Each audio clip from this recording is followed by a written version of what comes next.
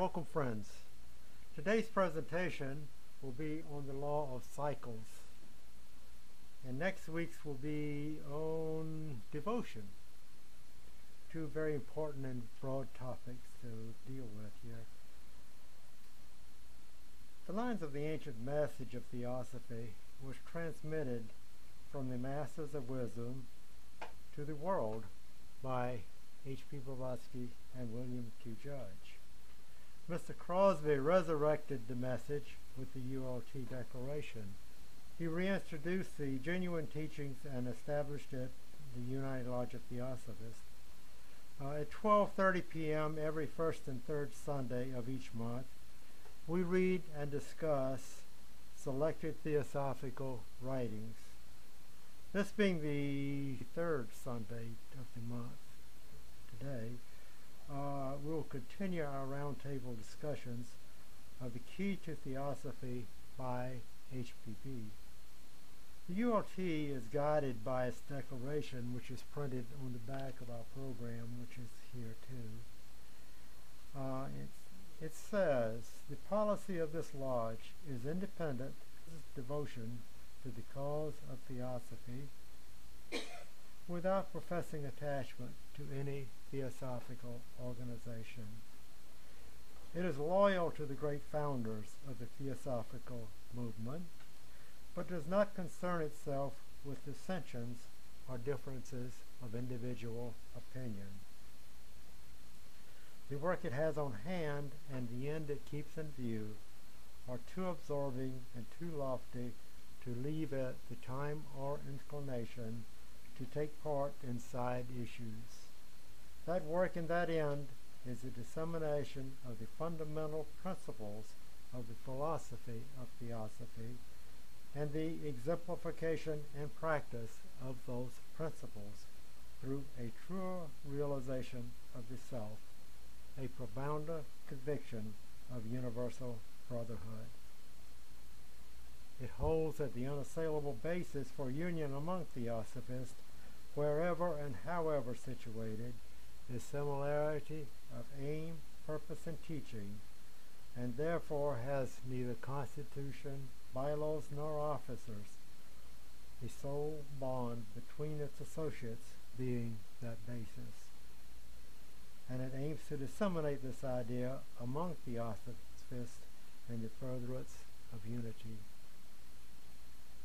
It regards as Theosophists all those who are engaged in the true service of humanity without distinction of race, creed, tradition, or organization, and it welcomes to its association all those who are in accord with its declared purposes and who desire to fit themselves by study and otherwise to be the better able to help and teach others.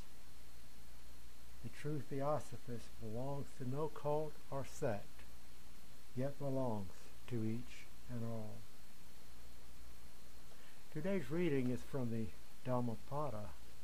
We pick it up here on page 2. In this world, never is enmity appeased by hatred. Enmity is ever appeased by love. This is a law eternal. The many who know not this also forget that in this world we shall one day die. They do not restrain themselves, but those who recognize the law they end their quarrel soon, whose lives pursuing pleasure, his senses unrestrained, immoderate in eating, indolent, devitalized, him verily doth Mara uproot as a gate, a weak tree, a gale. Whosoever lives disciplining himself, unmindful of pleasures, his senses unrestrained, moderate in eating, full of faith and dauntless energy, virya, him verily Mara doth not overturn, as a gale doth not overturn a rocky mountain. He may display it on himself, but he has not merited the yellow robe, who is not free from depravities, who disregards temperance and truth. He indeed has merited the yellow robe, who has purged away depravities and is well grounded in virtues, who is regardful of temperance and truth. Those who live in the pleasure ground of fancy see truth in the unreal and untruth in the real. They never arrive at truth. Those who abide in the world of right thought see truth in the real and untruth in the unreal. They arrive at truth. And now for today's talk, the law of cycles.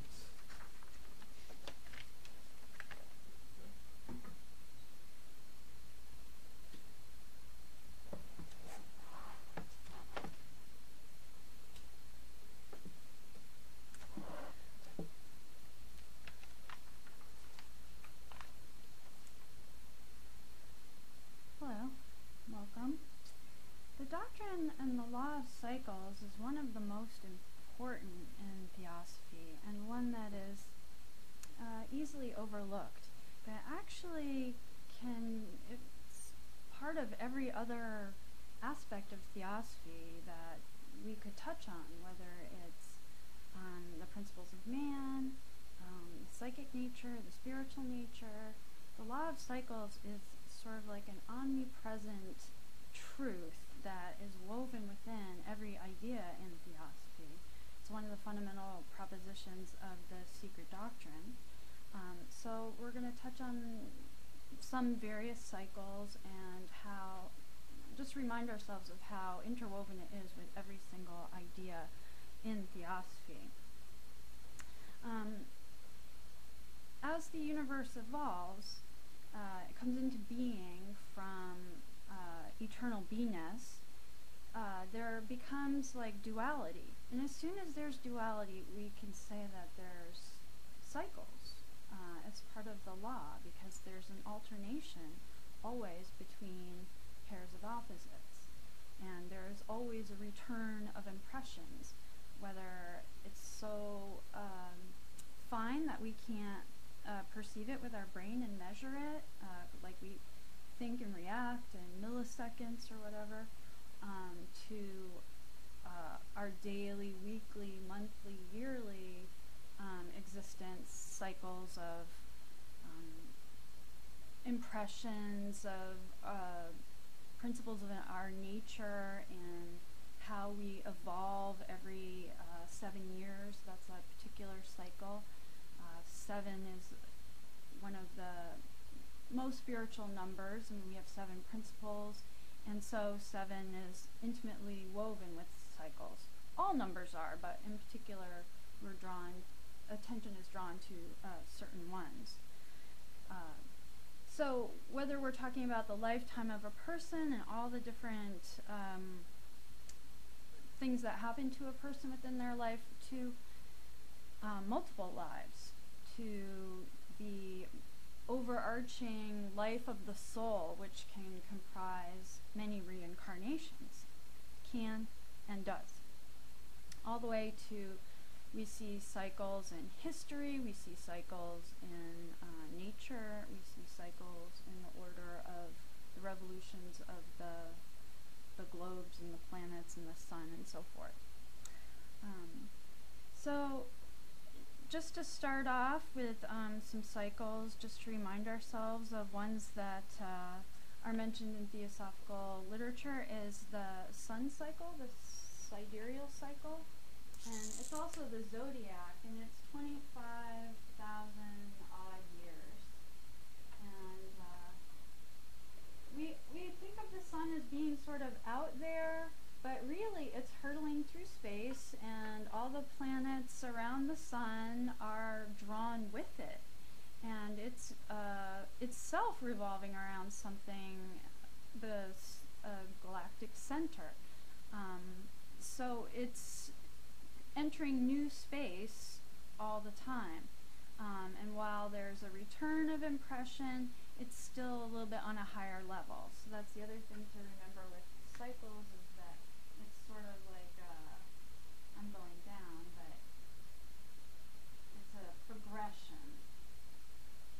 It's a progression to a higher level.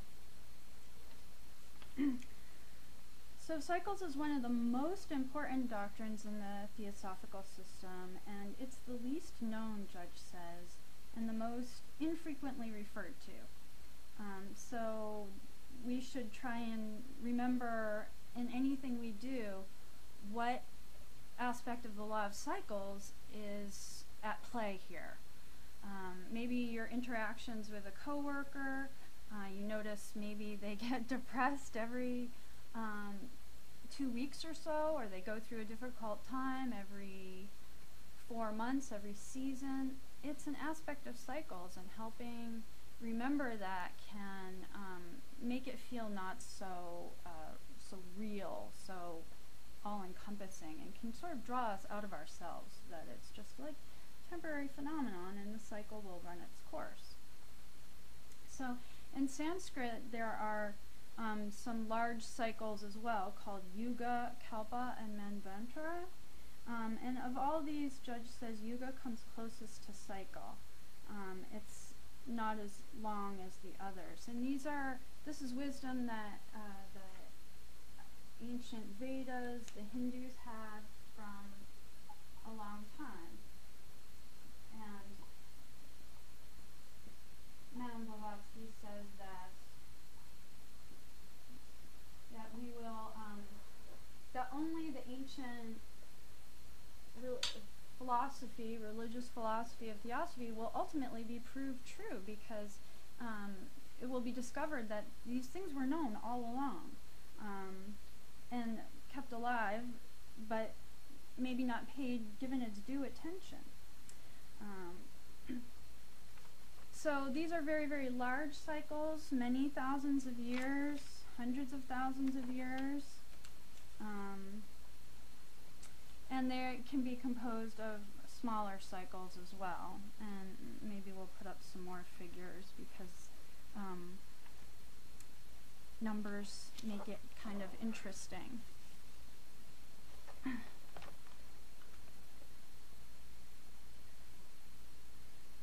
So a Manvantra is the time between the universe coming into being and its withdrawing. That's the cycle of the universe. It's breathed out and withdrawn.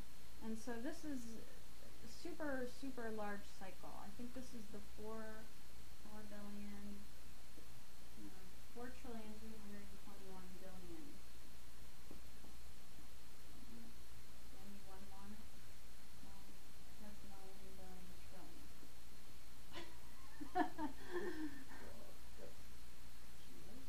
Years, yeah, corresponds to our years, and then it can be broken down into. We'll just go over some of these figures just because it's pretty fascinating. And the ancients had a way of remembering this, because they sort of framed it in the life of Brahma, and how many of his mortal days make up a year, how many of his years make up his life, and they're all time periods, cycles that are important, especially to, we might think, well, how does this matter to me today? Well, you are this old. You don't remember your past lives, and in this body, this is a very abstract figure, but we are one with everything in the universe, and including the cycles and everything that happens. So this is the story of us, essentially, and where we've been and where we're going. So it's definitely worth knowing. And also because Theosophy says that those beings who, the adepts and the Mahatmas who are perfected, are able to work with the law of cycles. They take advantage of when there is beneficent influences, that they can extend their reach. And like in the Bhagavad Gita, Krishna says he returns whenever there, there is no good, he comes to sort of inaugurate a new cycle of beneficence. So in that sense, they are always watching over and using these numbers intimately to help on the evolution of humanity. That is what we're talking about. So this is in the ocean, this chart, but if Brahma is the universe, and he is, if we want to liken his lifetime to ours, his lifetime is made up of, well, let's take it from our perspective. 360 mortal days of ours, approximately 365, makes one mortal year. And then we have to go to the Yuga. There are 4 ages: the Golden Age, the Silver Age, the Bronze Age, and the Iron Age. And these each are a certain number of years. And I'll just put them up because they make a pattern, and we'll notice something about them.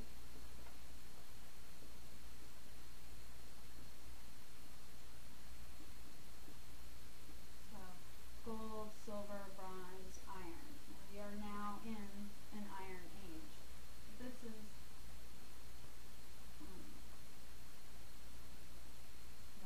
this is the longest, and the silver is less, and the bronze is less, and this, 132,000, mirrors some of the figures in here. So these 4 ages make up Maha Yuga, Maha meaning great.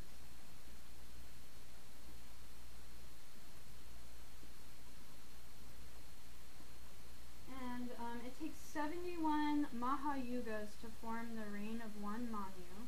And there are 14 Manus, and there's twilights and dawns in between them.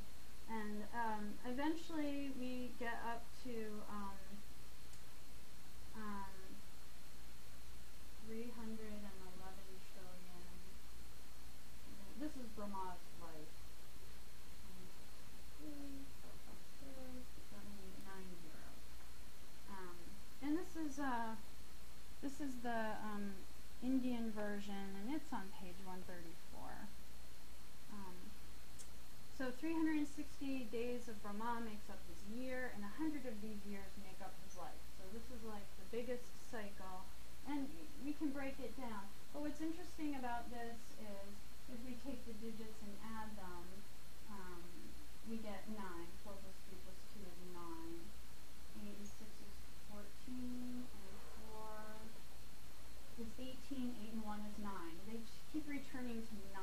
And 9 is significant as a number. In Theosophy, it says that 9 always preserves itself in the material world. And we can see that the 9 recurs. But we also, if you play with these numbers, can see that 7s and other things reappear as well.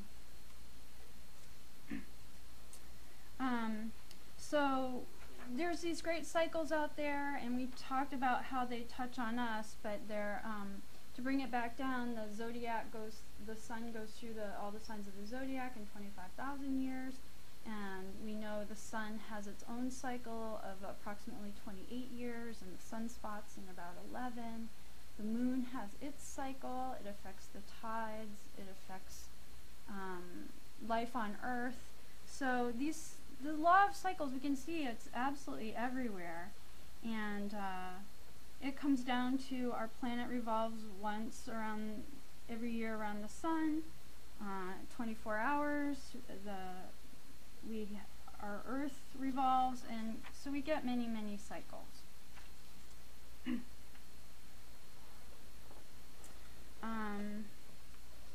One other point is, Judge says to multiply some of these, like 3 times 2 times 4 is 28.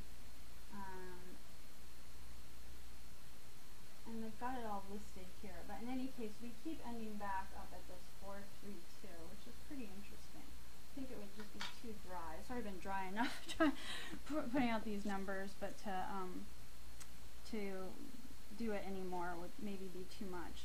But in Isis Unveiled, Madame Blavatsky says that this 432,000, she mentions this man Higgins believed that the cycle of the Indian system of 432,000 is the true key to the secret cycle. Because not all is given out, but clearly enough for us to work with has been given out. And 432,000 is the length of Kali Yuga, and we've only, since it began, it's only been about 5,000 years. So we are still working through the dark age where things are inverted. But after an iron age comes a golden age. So that is what we are working towards. That is what will come next. And we have to work, as HPB and Judge said, with the cycles. Like the Mahatmas work with the cycles. As soon as there is an opportunity for the powers of beneficence to have a cycle of incarnating a like a Mahatma on earth, like there appears great teachers from time to time, like Buddha and Krishna. There's also the opportunity for the shadow side as well, because the law of cycles is equal. Both sides of the equation, there's all this equalizing that happens. But the Mahatmas can't interfere with karma, so it's not like they're controlling everything. It's we are, through our actions, through our thoughts, through our impressions. It's we who are causing this. This isn't happening to us so much as we have brought it about, and we are experiencing the effects of those cycles. That's karma, and we are working it out. So the best thing we can do is work with the law of cycles, work with the seasons, so to speak, to bring it down to our microcosm, and to mirror what the great teachers do, is to work with the cycles. And sometimes winter is tough, so to speak, and we go through a dark cycle, but we have to see it through. We can't give up, so to speak, or give in to baser or just give up, because sometimes it seems like so many things are wrong, it's impossible to fix. But if we quietly and continually work along with the cycles, progress can be made. So the law of cycles is a supreme law, and the way we should be more aware of it is the return of impressions. What do we mean by return of impressions? Judge says acts and thoughts performed by each person, by a nation, they constitute an impression, and everything in your nature forms an impression. Say you go into the street and you see a street fight, that creates an impression. You had a bad day last week and denounced a person, that forms an impression. And these impressions are also subject to cyclic law, because everything is. The moon, the stars, the world, everything in relation to your development, your evolution,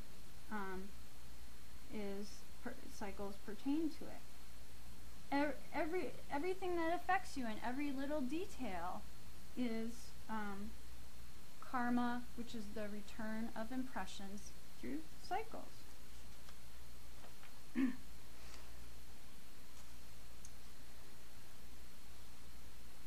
So it includes all the races that have been, all the civilizations that have been,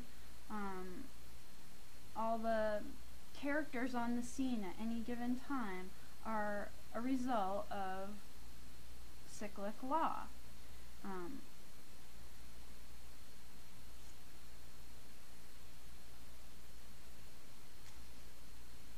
So this has the greatest possible bearing upon our evolution as individuals.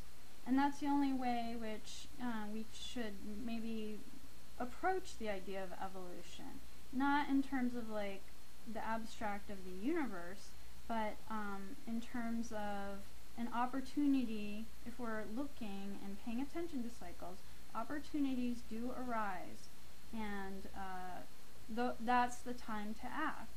You may not have that opportunity again for a year, for 10 years, for this lifetime. There's different cycles at play, and we have to really think about what's going on, and try and draw correlations between different parts of our lives, what's going on. And this is what the Mahatmas have done, and they've, through their education and evolution, have become perfected at it, so they, by studying it, have really understand it.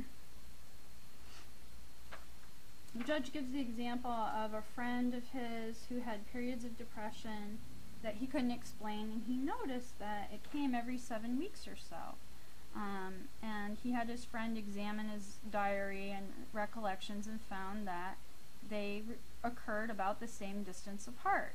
So what should you do? He says, in order to counteract a negative impression, to replace it with a positive.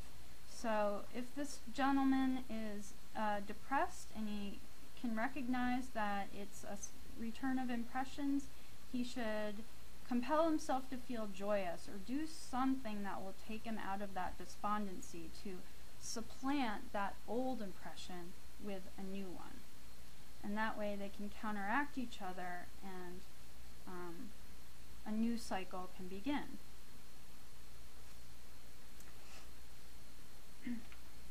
This happens with civilizations. He talks about how in Europe and America is the reincarnation of the ancient Egyptians, and some of the knowledge that they had has returning, that it disappears for a time, but it always returns.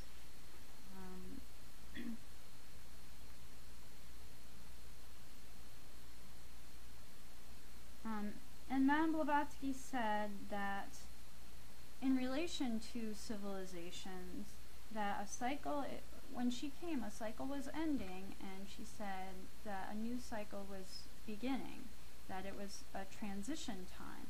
And if we look back to the late 1800s, early 1900s, we can really see all the signs of transition. You know, the beginning of the Aquarian Age, flight, science, x-rays, all kinds of stuff just seemingly was discovered, but really it was old knowledge returned. You know, those egos in who were born brought forth this wisdom that had been forgotten.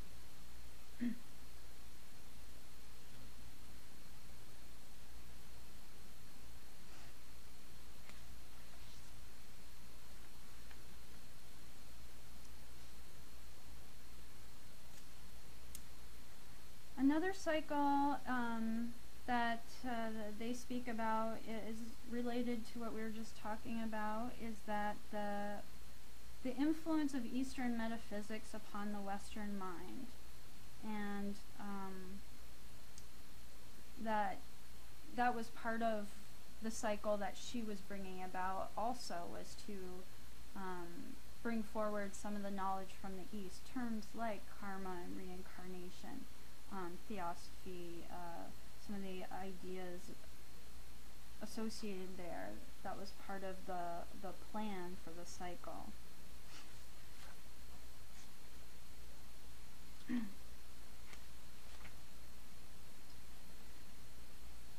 So I guess to sum up, and then we can open it for questions. There's a lot more ideas that can come out. is that we are the cycle. To remember that we are that law. It comes forth out of ourselves, and we really can't separate ourselves from it. And whether we're trying to observe on a micro scale or a macro scale, these cycles are regular. They are periodical but regular, and they hold opportunities for us in terms of our evolution, in terms of improving ourselves, in terms of making the world a better place for others, in terms of serving others. This is where we have to look for opportunities.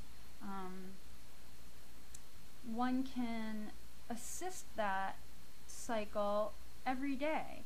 If one establishes times where one thinks about these ideas regularly, like during meditation, like morning and evening, or 3 times a day, or 5 times a day, or whatever, one will start to see the return of those thoughts to one's mind. One will miss touching on these ideas if one, for some reason isn't able to do it, is at a conference or something. But we can sort of experiment with it and see that it's real, and we can use it as a tool to help ourselves and to help others. So cycles, to sum up, are not established by some great being or some impersonal thing. They're for us. They are a part of us. And people have noticed very great, large cycles throughout time. That our karma and return of impressions is intimately related to cycles, and that we have brought ourselves into relation to these cycles through change and through our actions. So we are subject to them because we compelled them to begin, and because we can't interfere with karma, we have to work with the cycles. If we fulfill cyclic law, then it may be said that we are working with the cycles, and this is the proper thing to do, necessary to make a proper advance during a rising cycle. The fact of the return of impressions, or the return of events of every kind, is an opportunity whereby we may reach a higher state with each succeeding cycle. Conjunction of planets and things mark cycles, but they do not cause them. He makes a point of that. Sometimes people think, oh, the conjunction of the planets is causing the cycle. No, that's just a sign of the cycle. It's the beatings of the karmic, or the universal clock, so to speak. So, at present, there are egos on Earth who are more or less advanced, who are self-conscious, and more or less self-conscious, more or less universally conscious, and the higher egos have worked through more than the sort of younger ones, just like in life, just like in school. So we're all here learning. Another aspect of the law of cycles is that we may have had initiations in the past that we don't remember from past lives. It doesn't mean we haven't gone through them. We may in fact be at a more advanced point than we think we are, based on our present circumstances. So a key thing is to not judge by our present circumstances, because they are very temporary. One life goes by very quickly. Cycles have a nature, they have an influence, and we can work with them, or if it's a negative cycle, we can counteract it by replacing that with something that counteracts it. So that is sort of a brief overview of some of the aspects of the laws of cycles that are good to remember to touch upon now and then. And questions, comments, or thoughts? Yeah, it seems like we think on a day-to-day basis about the immediacy of the situation. Like you said, life is very short. And it sounds like what you're saying is supporting the idea that there's no accidents. We create in past lives or in current life our situation today that we need to learn from, and we have the opportunities to either help in season, or if we try to help out of season, it's not as helpful as if we do it in season. Yeah, it takes great wisdom to really understand the cycles and the import of certain events. They might seem trivial to us, but they may be portents of something very, very great. So we shouldn't treat it as abstractly as maybe we tend to, but realize that cycles are almost alive with the impressions we've given them. Because some people do understand it better than others, like you mentioned, Mr. Judge, we're better prepared to anticipate what's going to come next.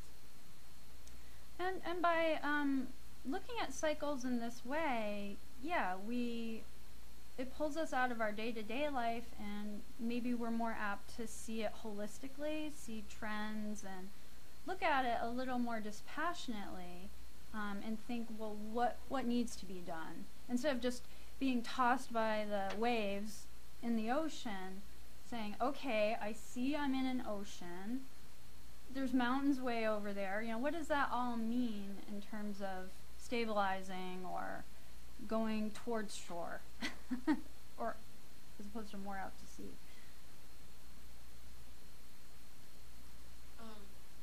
The numbers you put on the board, actually Kali Yuga is the shortest one, so the next one is double.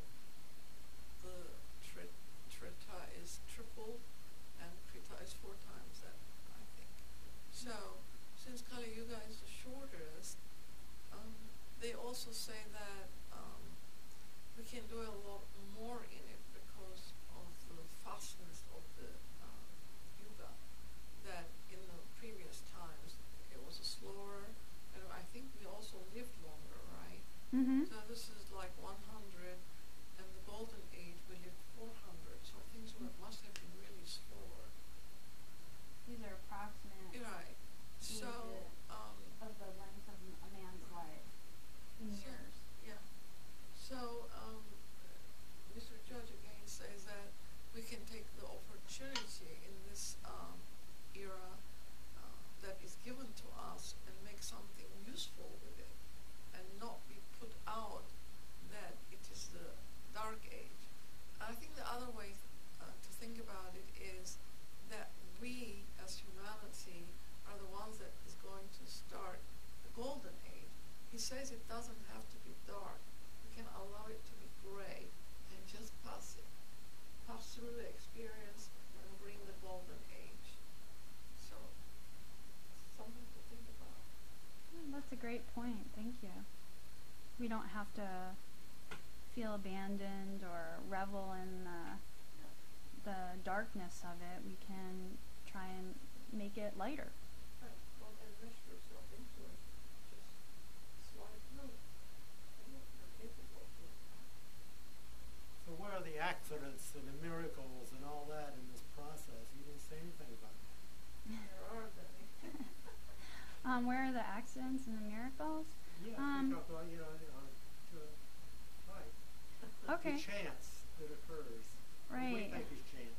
What we think is chance. Yeah, Theosophy doesn't ascribe to any chance happening, that everything is a result of karma or law, the return of impressions.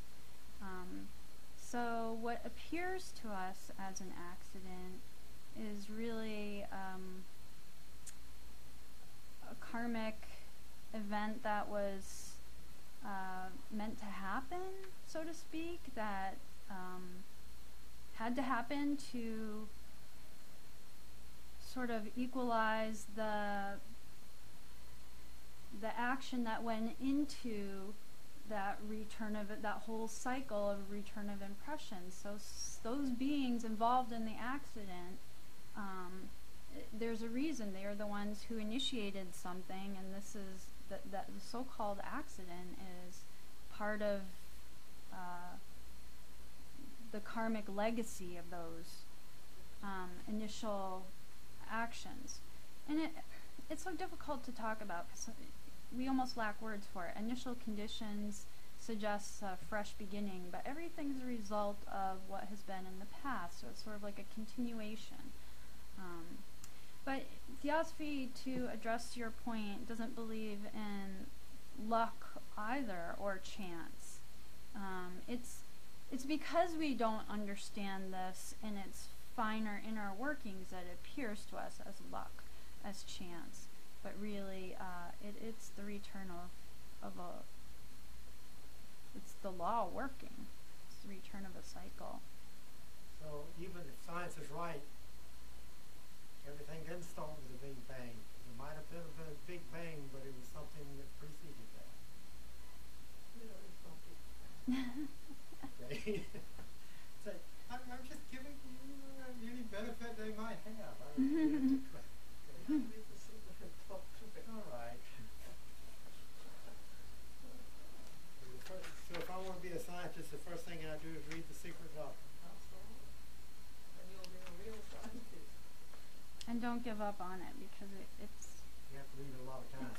can be challenging reading, but there are gems hidden. In it to be discovered and found out just like gold pieces, gold nuggets.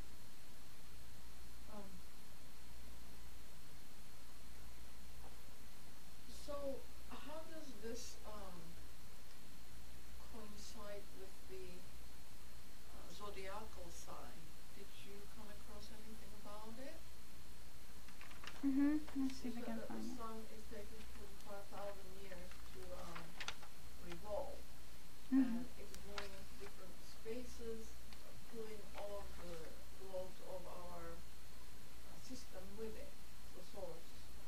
More precise. So, since the whole Milky Way is in movement, and there are larger centers that actually attract the suns of the system, including ours, how does the zodiac come into it? Let's see. The zodiac is basically sort of like a map that the ancients it can help us understand cycles because every sign of the zodiac has characteristics, and so that can help us understand what the nature of that cycle is. It lasts approximately 25,868 years, and as you said, the sun goes through those signs, but it's also, as you said, being pulled into new cosmic space. So it's not going to be an exact repeat, but it's going to be based on the old one, yet at a higher level.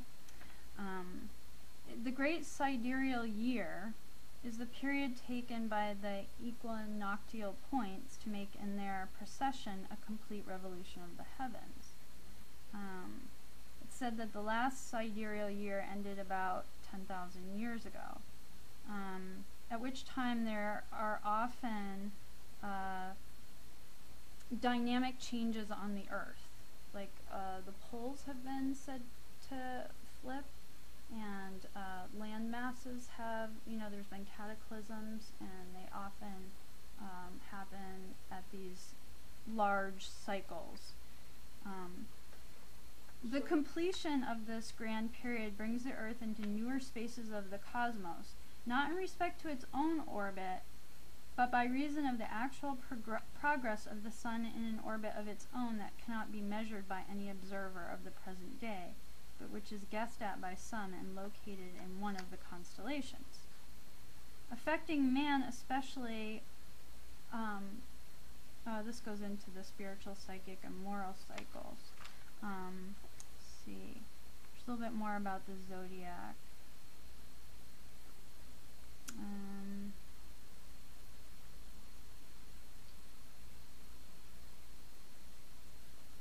As a single point moves through the zodiac, it is brought by opposition into different constellations that are exactly opposite from century to century while it moves along. During these progresses, changes take place among men and on earth exactly signified by the constellations when those are read according to the correct rules of the symbology. It's not claimed that the conjunction causes the effect, but that ages ago the masters of wisdom worked out all the problems in respect to man and found in the heavens the means for knowing the exact dates when events are sure to recur, and then by imprinting in the minds of older nations the symbology of the zodiac, were able to preserve the record and the prophecy. Thus, in the same way that a watchmaker can tell the hour by the arrival of the hands, or the works of the watch at certain fixed points, the sages can tell the hour for events by the zodiacal clock. Yeah, so in the present cycle, we have almost 16,000 years left in this sidereal year. And the Theosophical movement was again inaugurated in the 19th century, and we moved into the Aquarian age. So we will be in this constellation for 2,000 years. And so what is the significance of this Aquarian age then? Well, this student doesn't know Aquarius perfectly or anything, but the Aquarian age is supposed to be unlike the former Piscean age. The Piscean age was focused on rules, forms, whereas the Aquarian age is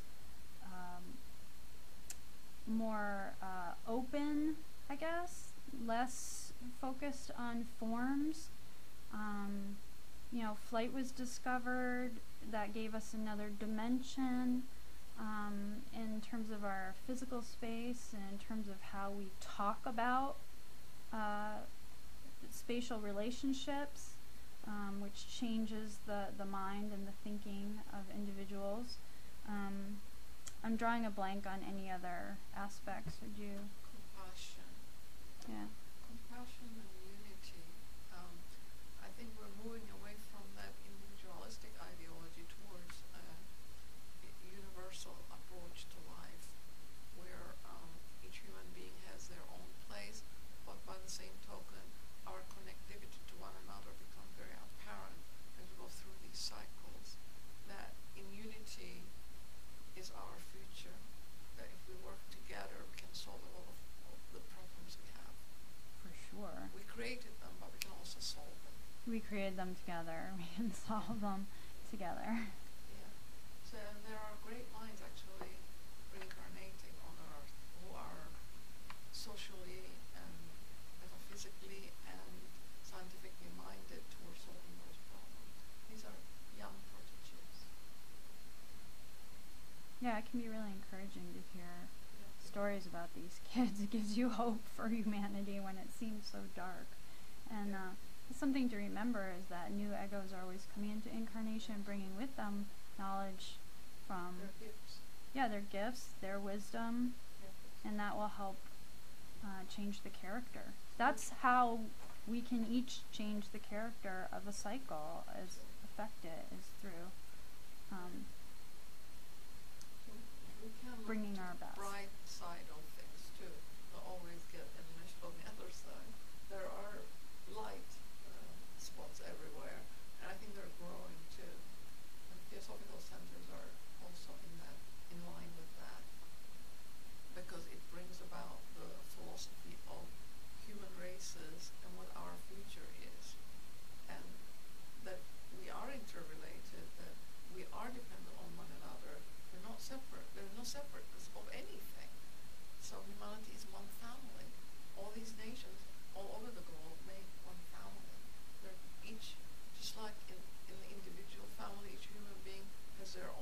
places, the nations all over the world have their own places.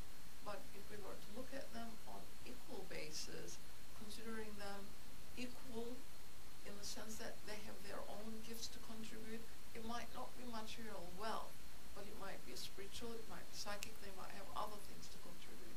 So if we allowed each nation to come into that kind of relationship with one another, I think our world would be a greater place to live in. That's a beautiful vision. And here in the West especially, when we see something, automatically our mind goes to material. Everything. Now, it becomes pretty important when you're trying to find your next meal, something material, but that's the tip of the iceberg, as Stephen understands. We influence everything around us. The air that we breathe has lives in it, all the way to the fellow human being, the animals that we feed and so forth. We have lots of opportunities. But if you look at the animal world, for instance, look at the bees. They work together as a family. Each bee only takes what they need as food, never more than what they need. Where is that in our human life? If each human family took what they needed, there would be plenty of everything to go around. It's because some units take more than what they need that then other units are lacking it. Truly. Think about it. If we're that interdependent and we're units, then each unit has to take what it needs and no more. So you just said the scientists are off base, now the economists are off base too? They're saying we have shortages. We don't have any shortages. If we shared it equally, we wouldn't have any shortages. There'd be enough for everyone. There's always enough. Earth takes care of the inhabitants. If it's plentiful, we don't have to use it properly.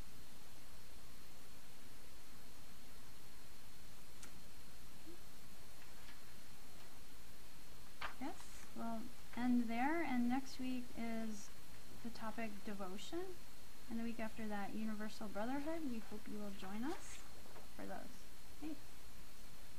Okay, we'll have our key to Theosophy ongoing round table starting in a few minutes.